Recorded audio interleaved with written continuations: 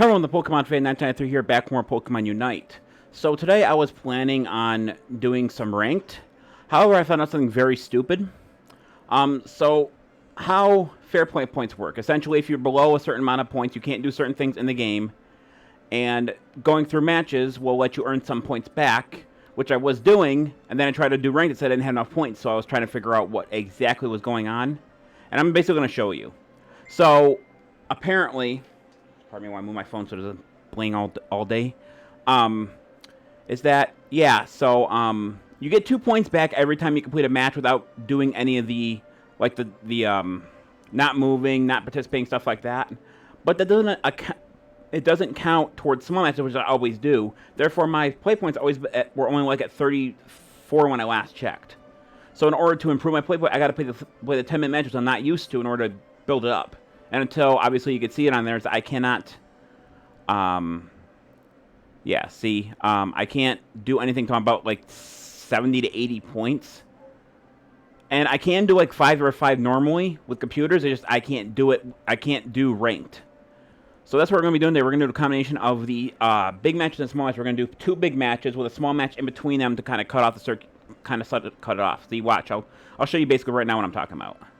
One more players that fewer than 60 players cannot switch modes, and that tells you what it does. But it says the thing about that is that standard is 1 point. I believe that also the standard for any mode for quick should also be 1 point. So I'm getting 1 point basically every time I'm playing this way, which is going to take me forever to get up. So it might be quite a while before, even if I do play this every day, it's going to be quite a while before I ever get to the point where I can actually do ranked.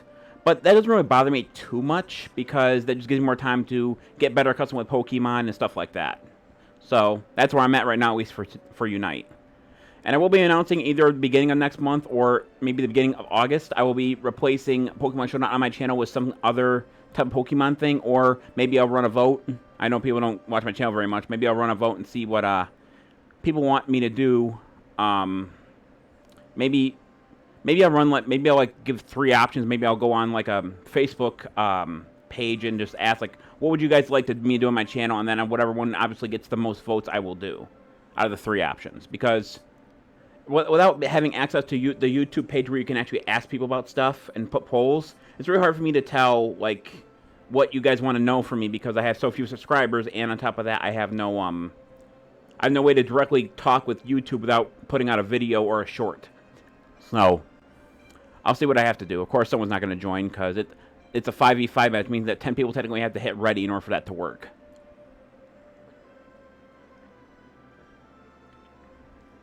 I'm not going to lie, though.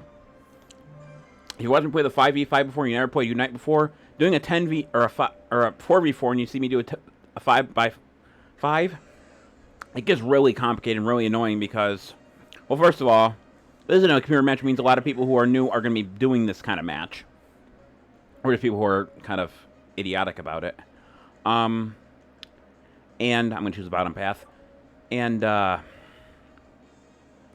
like, it takes longer to level up. It takes longer to move moves. It takes longer to just about do everything. There's more goal zones. And the good news about the CPU in this game, without them being replaced by bots, CPUs are actually decently easy to mess with. As long as you're actually having people going... have people with you, because especially in this mode, if you go up by your own and you try to take 2 or 3 Pokemon down, it's not going to happen, no matter who you are, unless you like have maybe your Unite move hit and then maybe an X attack or some kind of layover.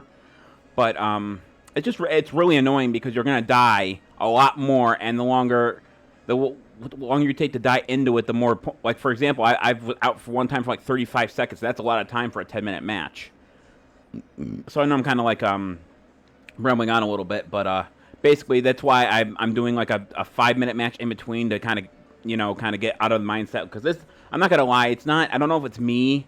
I don't think it's me, but it just seems like it's a combination of the AI, the way they work, and then most of the time my partner's stupidity, because I always use the bottom path because everyone always uses the top or the middle path, and I choose the bottom path because I want to make sure that that path stays clear. The problem with almost everyone I've come across is that they refuse to go to the bottom path. They always go to the middle or the top path. Either that, or they like come down here so far and they abandon me. See, the guy came down here, but I went to the middle area. And here's a big news flash for those who don't know. The middle area has stronger Pokemon.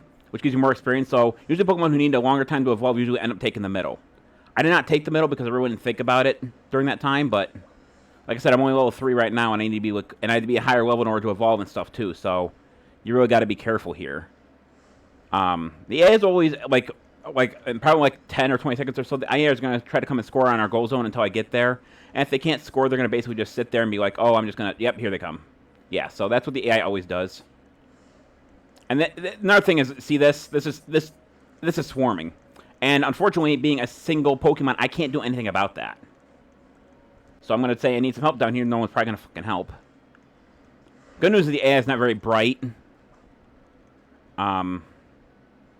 So I can like hold them off at least for a little while. But that's about all I can really do. Sometimes I get lucky enough I can knock out 1 or 2 of them. But I do need help. Like a lot of it down here. Because people just don't... They don't care about this path for some stupid reason, even though it's just as important. Actually, it's more important than the middle path, and probably just as important as the top path. Because they're basically the same. There's no change of Pokemon or anything. It just depends on where you want to go. See, now that I have a little bit of help, I can actually do something. But like I said, holding them off is not getting me any experience, which makes it harder and harder for me to keep this up. And then I also made this claim, too, is that some Pokemon are really, like, a good amount of faster than others, which I don't understand why they always have to be. And then I've also made the point that even the slowest characters in this game, that the Unite move always gives you the increase in speed. And for, like, all-rounders, it makes sense. And maybe defenders, it makes sense. But for attackers and speeds, there's really no reason for that to happen. Like, they don't need it. They need either the defense boost or they need the attack boost. They don't always need the increase to their speed. I can't do anything here. I'm trying to like get like Pokemon here so I can evolve, but it's not doing doing very well. I think it'd be level 5 to evolve into Dragonair, which after that I learn Extreme Speed, which is going to help. Yes. Okay. So Extreme Speed helps because it's a I like to call it how should I put this? It's a maneuver to help chase our Pokemon if they just try to retreat, which is extremely useful when you're fighting these kinds of Pokemon, because that's all when most of the time when creatures in this game get half health or lower, they'll actually pull retreat unless they know they can win, and you're going to see that a lot me playing this mode. I'm here, dude. Keep hitting them.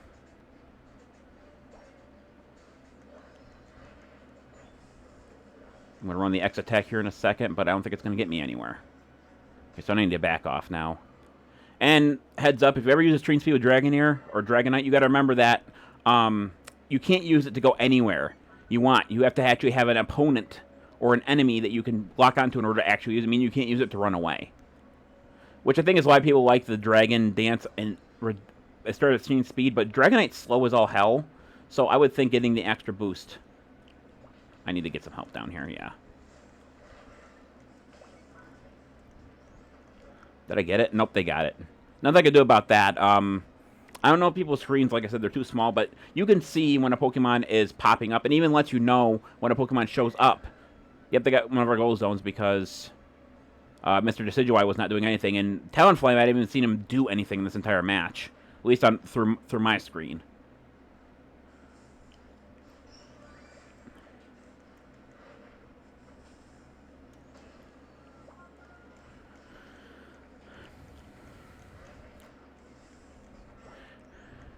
The only good news about them being this far back is it takes them longer to get back to their goal zone, which kind of helps a little bit, but not by much.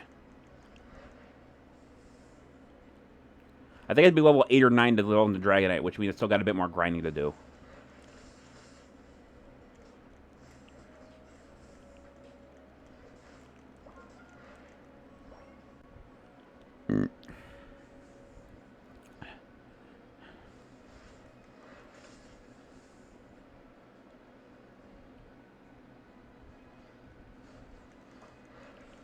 Plus, I will add that Extreme Speed is a little... Okay, level 8. So I will add in this game that Extreme Speed is a little broke, because it seems like sometimes you shouldn't be able to hit the enemy outside the range of the Extreme Speed, and sometimes you can. Maybe that's a bug they can't fix, or maybe a bug they don't care to fix. But now that I'm Dragonite, things are going to start turning around. Because Dragonite with X Attack is just dangerous as hell. Hey, dude, how about a little help? Idiot. I think people forget that if you run up by yourself, yeah, you can do it, but you actually save somebody, you can actually score 4 more points than that. Alright, so we need 1 more point to pop that one out. Oh, I thought that was an enemy. My bad. So I'm going to go heal. Because we're going to need to take down Dreadnought. And I can't go back that far because these idiots let them take that last goal zone. Good news, Dragonite, because of his outrage and his extreme speed, he deals quite a bit of damage, quite a bit of health every time he lets loose an attack, whether it's extreme speed or the outrage combo.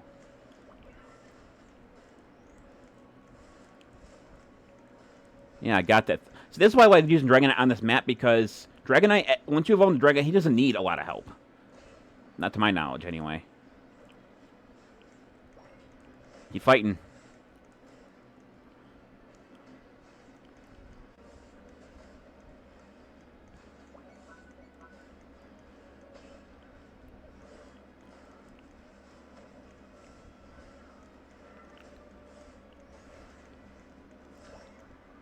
Alright. Score these 27 here, assuming the opponent lets me. Alright, good. We got Rotom coming down there, but we got our own thing to worry about right now.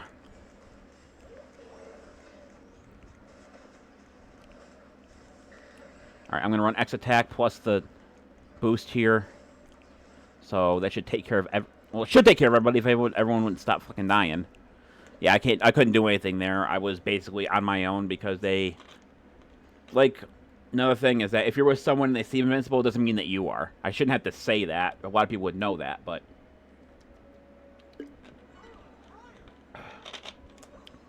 So that nice pop. Alright.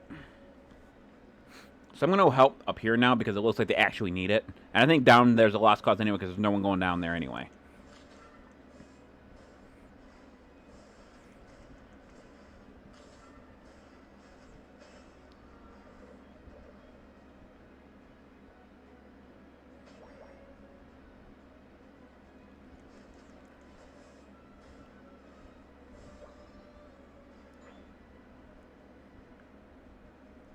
That does pop in here in 25 seconds, so I'm going to farm a little bit here. Until he shows up. We're going to gather here, though probably no one's going to come and help me.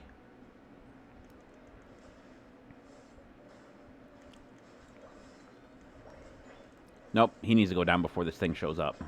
Good.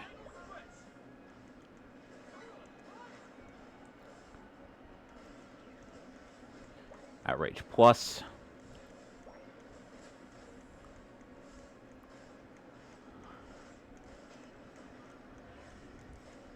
Got him. Nice. Now we have a free vantage point in everyone's goal zone for, I think it's about 20 to 30 seconds. I can score 50 right here and I think they'll take out that goal zone. It will, because there's only 5 points left on it. By the way, that still counts as 50 points. It doesn't count as 5 points because it's what they consider an overscore. Which means that even if you go beyond the goal gauge zone, you still get whatever you put in. It wouldn't cancel some out for you.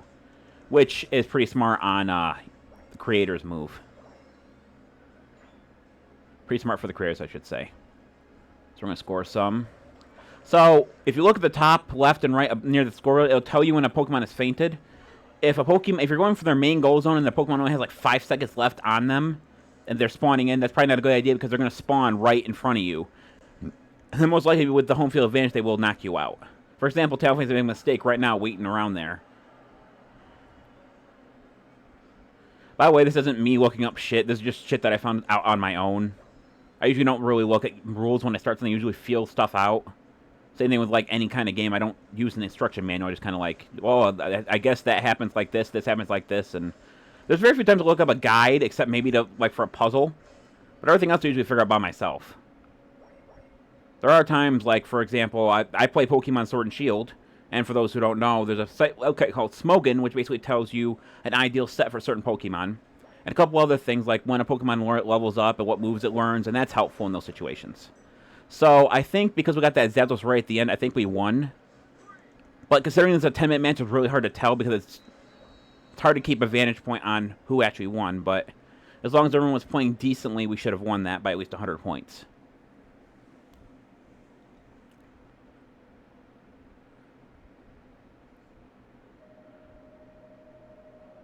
I was about on that money with that.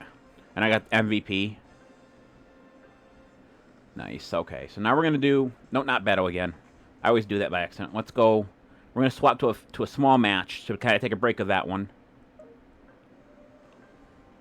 Whatever the quick thing is today. Mere Stadium. Okay. We're going to do a random match. Nope, not... No. Do a random match so we have a chance to fight against actual other people. Pretty quick on that one, as long as everyone readies up. Okay. So this one is like the one I was just playing, except the smaller stages and less goal zones. So in these kind of stages, when they're slightly bigger, I like using ranged attackers. So we're going to go with probably the rookie, everyone uses a Cinderace. And I still like Cinderace, however you want to pronounce it. I call it Cinderace, but it's probably Cinderace. Because I never watched the anime. The Sword and Shield version of the anime. And I still believe he/she, I don't know which one it is, I'm guessing it's a he. Really good for quick attacks. It kind of reminds me of Rowlet, except Rowlet doesn't seem as beefy as, Decidueye doesn't seem as beefy as Cinderace, I think. Plus, Cinderace has one really good move, and one, like, chase move that can really throw someone off. Like, for example, a lot of Pokemon, you'd have to have the Pokemon in front of it, but using his Flame Charge ability, you'd actually go right past them and kind of screw with the way they're looking at you real quick, maybe throw them off for a few seconds. Greymont, Grainguard, Delphox, Cinderace versus Dirtaloin, Decidueye, Gardevoir, and Crustle.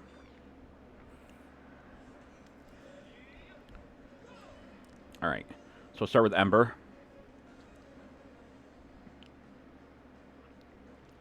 Ember. A few kicks. Now, at first, Swordwise attacks are not very fast, but as he levels up, they get faster and faster. That's how you deal most of your damage is through that ranged attack. Basically, if you have someone who can get in close, and they're distracting them like an all-rounder, you can kind of throw them off by throwing Cinderace into the mix, by hitting them from a distance, and then basically just, it's a lot of time people don't realize how much damage we're dealing because there's two of us there and not one of us. I have recently picked up Crustle. How did he do that? I was attacking him. I don't understand how he did that. No, I'm not getting in there.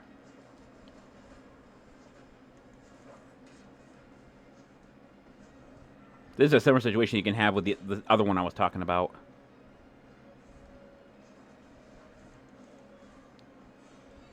Alright, I'm reboot now, so that's going to be a little bit better. No. No.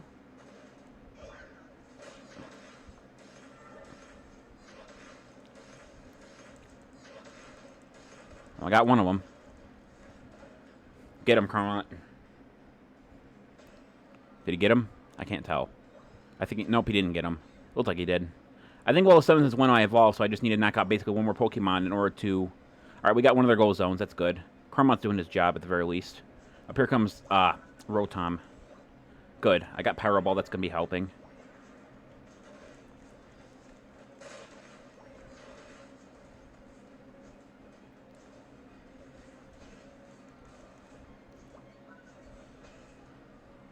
A lot of people seem to mistake Crustle for an attacker, and I've done it before because I've used him like once or twice, but he's not. And I think people need to really remember that because it seems like a lot of people use him as an attacker.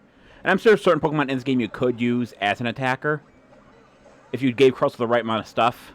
Because his Shell Smash also increases his attack power when he uses it, and that's why he's moving around so fast. But and apparently the higher its defense is when you use Shell Smash, the more attack boost you get.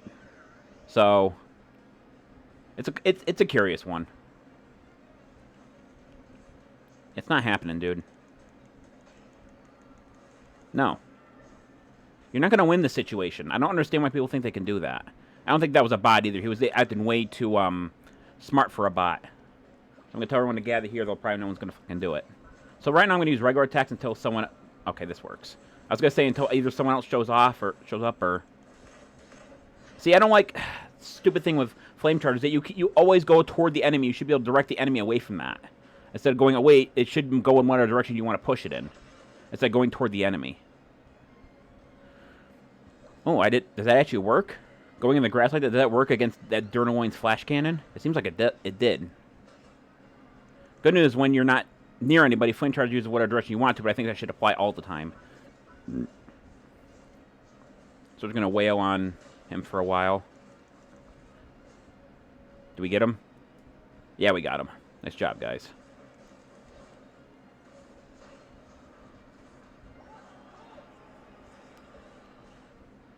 Nice job, Delphox. Hanging on by a thread there, though.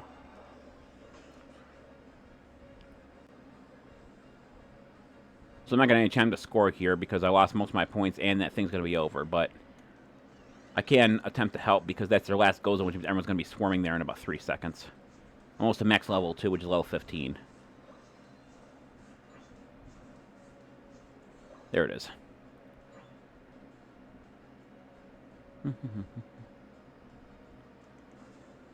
No. Oh, my God. See, I understand, like, Durtaloin's, like, how it's supposed to work. But really slowing Pokemon down that are already in with Circle, basically if you're anywhere near him, if you're a physical attacker, you're basically dead unless you can knock him out first. Like, I understand the slow effect, but it should last maybe like 2 seconds while you're in the circle, then it should wear off. It shouldn't last the entire time you are in the circle. Not that it matters much, I mean, as long as I can hold this Durtaloin back for a little while, it should be fine.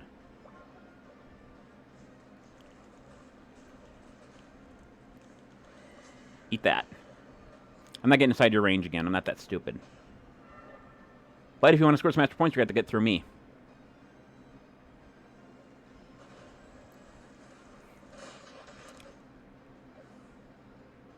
Stop him. Nice job. He's dead. So, like I thought, he's not going to score any points. The only reason I don't use Durtaloin a lot anymore is because I can't get used to how that flash cannon works.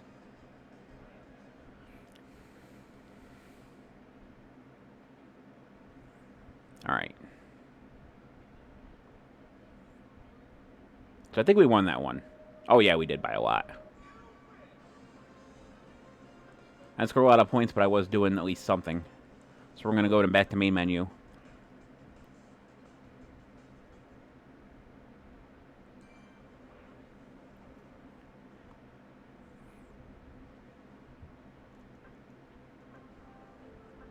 Standard CPU.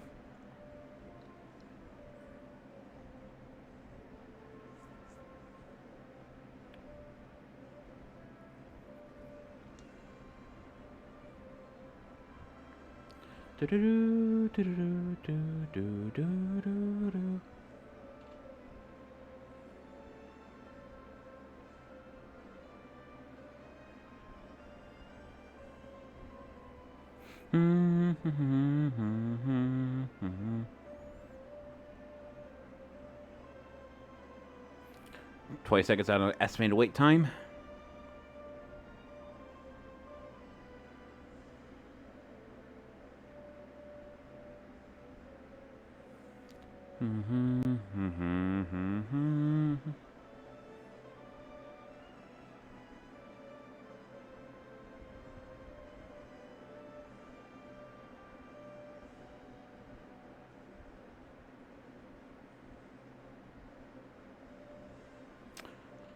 Okay, so I don't think I'm going to find a match here within a reasonable amount of time, so we're going to go back to these small matches, I guess. Not CPU, though. No. Hey, game, wake up. This game seems to lag on this map and or on the menu, and that's not something that should be happening regardless. Wow, that was really quick.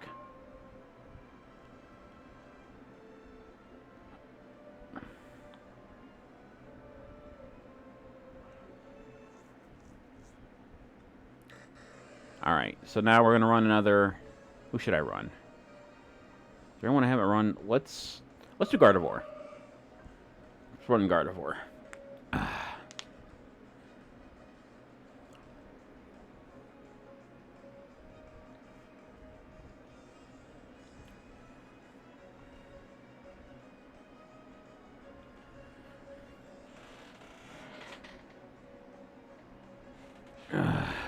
Okay. So what we got here now?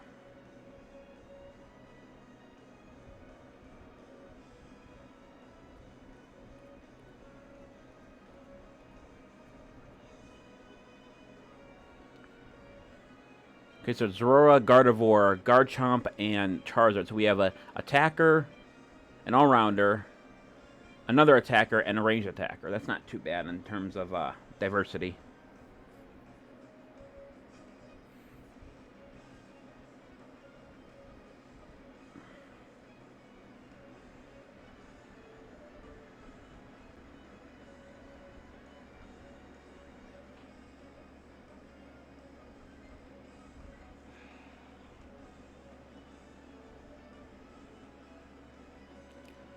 Okay, so Sorora, Gardevoir, Garchomp, and Charizard versus Cinderace, Venusaur, Dragonite, and Cramont. So, let's see. About the same in terms of attackers and all-rounders. Alright. Ready? Go. Alright. Start with Confusion. Another bottom path like I normally do. Is Gibbo going to be AFK this entire game? Oh, I guess I can always report him for it. There he goes.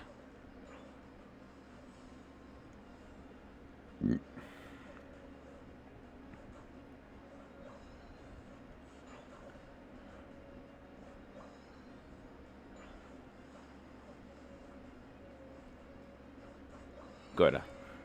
Being curly this early is really good.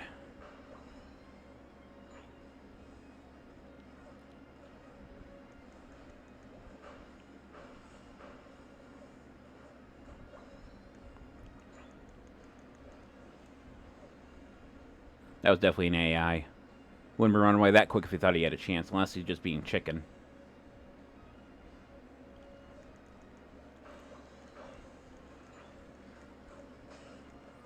No, I think these are AIs they're playing against.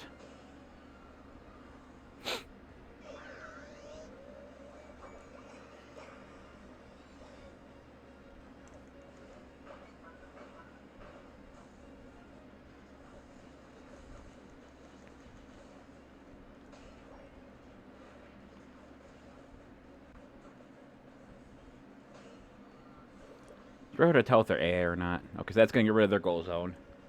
Because normally when Rotom hits a goal zone, it scores for 20 points, and if it's 20 or less, and it just destroys the goal zone altogether.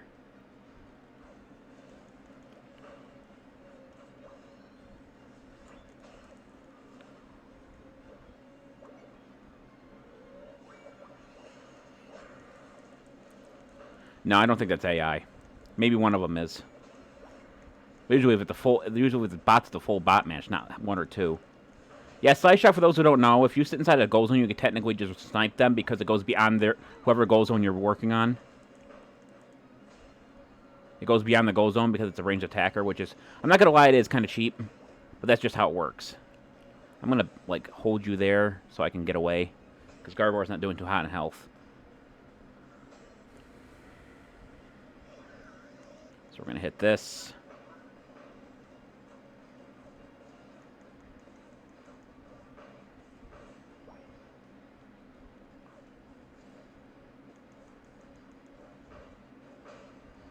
It's hard to tell these guys are AI or not. Like, they do some things that would suggest that they're AI, but other things that seems like they shouldn't be doing.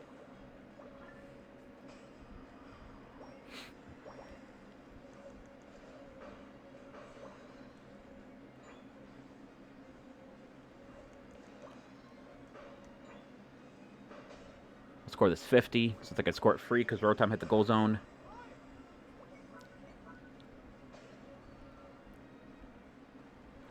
At least one of my guys is an AI. Zorora isn't. I was using the Psychic. Psyshock was it slows him down and you can hit him with Psyshock several times in a row. We won this one. Actually, they were regular opponents. They would be surrendering right about now.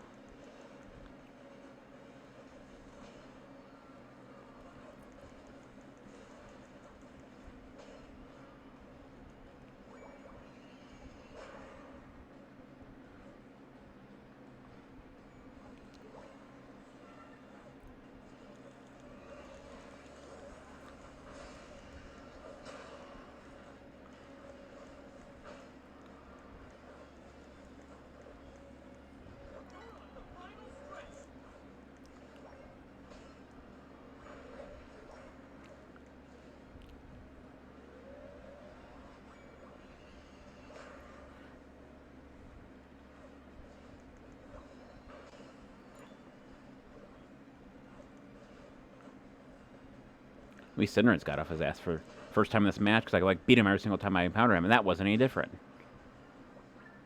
I gotta go back and heal for a minute. And I should be able to score one more time before that timer runs out. Logically, anyway. That should be fine.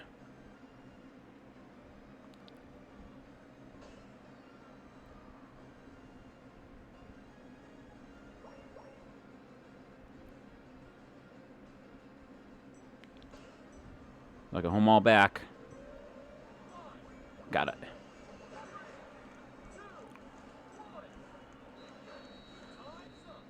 Alright. That was 3 pretty good games. I mean, regardless of the fact that I couldn't do a double, I couldn't do 2 of the long matches.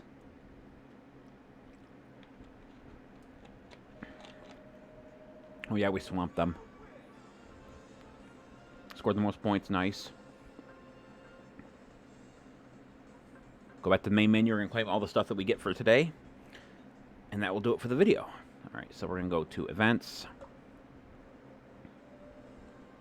Fight training, claim 30, claim 20, claim 20, claim 20. Exchange for one of these double Eos things. I've already exchanged for everything else, it looks like. Okay, now we get 50 Eos coins for the Assist Crash Course, or 50 Eos tickets. 200 Eos coins and 10 item enhancers for that. 50 tickets, 50 coins, 5 enhancers, 50 coins. Then we gotta check the battle pass, the free battle pass that I use. Check all the missions, grab all that for 210, claim all, and we get 150 more Eos tickets. Alright, so that's going to do it for this video. Thank everyone for watching. If you want to, you can go on Facebook on the link below and join Pokemon World League, and we do giveaways, tournaments, and other stuff. This is the Pokemon Fan 1993 signing off. I'll see you guys in the next video. Until then, take care. Bye-bye.